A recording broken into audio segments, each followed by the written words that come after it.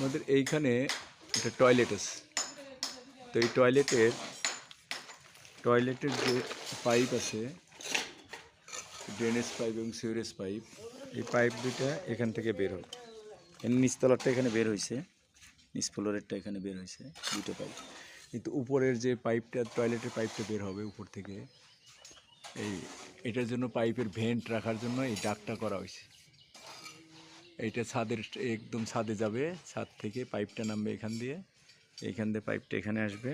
তখন এখানে আগে প্লাস্টার করে নিতে হবে, এই পুরো দেওয়ালটা করার পরে পাইপ নামবে।